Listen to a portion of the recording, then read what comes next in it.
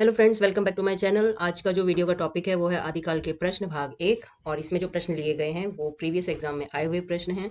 और I hope कि वो आगामी एग्जाम में और जो परीक्षा अब होने वाली है किसी भी लिटरेचर से रिलेटेड, तो उसमें ये प्रश्न आपको देखने को मिल सकते हैं। तो आज का वीडियो हम शुरू करते हैं। पहला प्रश्न है, पृथ्वी राज रासों में कितने समय या सर्ग हैं? तो ऑप्शन है 69, 51, 59 या 45। तो आपको जैसे कि पता है कि जो पृथ्वीराज रासो है उसके जो रचनाकार हैं वो हैं चंद बरदाई। और चंद बरदाई जो हैं वो छप्पय छंद बहुत पसंद करते थे। और जो पृथ्वीराज रासो है उसमें 68 छंदों का प्रयोग किया गया है। और समय और सर्ग की बात करें तो इसका सही उत्तर होगा 69 यानी 69। सेकंड क्वेश्चन है, आदिकाल के कवि सरहपाद की काव्य परंपरा में विकसित नाथ पंथ के हटियों की पल्लवन आगे चलकर इनमें से किस कवि में हुआ? ऑप्शन है जायसी, तुलसीदास, कबीर या देवसेन। तो इसका सही उत्तर क्या होगा? इसका सही उत्तर है जायसी। नेक्स्ट क्वेश्चन है, निम्नलिखित में से कौन सी रचना शिलांकित है? शिलांकित यानी शिला पर अंकित, यानी कि हमें जो स्रोत रूप में प्राप्त है शिला पे अंकित रचना कौन सी है? ऑप्शन है वर्ण रत्नाकर, वसंत विलास, उक्ति व्यक्ति प्रकरण या राउलवेल। ये प्रीवियस एग्जाम में कई बार आया हुआ है क्वेश्चन। तो इसका सही उत्तर क्या होगा? इसका सही उत्तर है राउलवेल। राउलवेल के रचनाकार कौन है? रोड़ा नामक कवि हैं।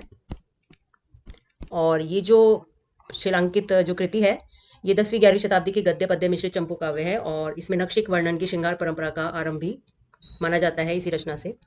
और वर्ण रत्नाकर जो है ये मैथिली हिंदी में रचित ज्योतिरेश्वर ठाकुर की गद्य की प्रथम रचना है।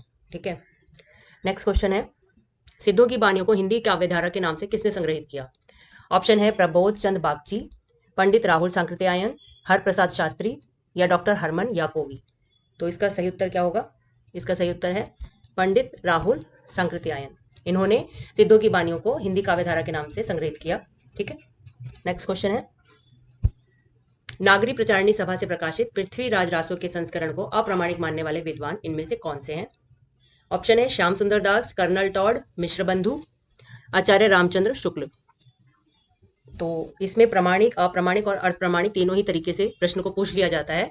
तो आपको पता होना चाहिए कि इसमें प्रमाणिक कौन से हैं, अप्रामाणिक कौन से हैं और अर्धप्रमाणिक मानने वाले विद्वान कौन से हैं। तो मैं आपको बता दूं कि इसमें श्याम सुंदर दास, कर्नल टॉड और मिश्र बंधु जो हैं वो प्रमाणिक मानते हैं।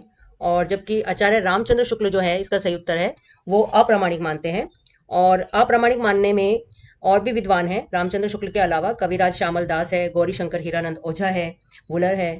और अर्ध प्रमाणिक जो मानते हैं वो है आचार्य हजारी प्रसाद द्विवेदी, डॉक्टर दशरथनाथ ओझा। ठीक है। नेक्स्ट क्वेश्चन है, निम्नलिखित में से किस रचना में कड़वक शैली का प्रयोग नहीं हुआ है?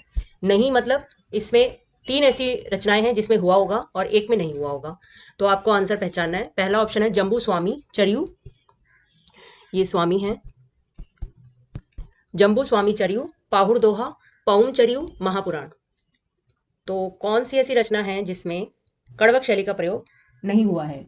तो इसका सही उत्तर है पाहुड़ दोहा। इसमें नहीं हुआ है, बाकी 3 जो रचना है इनमें हुआ है कड़वक शैली का प्रयोग। नेक्स्ट क्वेश्चन है, सांकेतिक अर्थ रखने के कारण इनकी बानियों की भाषा को संध्या भाषा कहा गया है। तो ऑप्शन है सूफी, नाथ, कबीर या सिद्ध। किसकी भाषा को संध्या भाषा कहा गया है? तो इसका सही उत्तर है सिद्धों की बानियों को संध्या भाषा कहा गया है।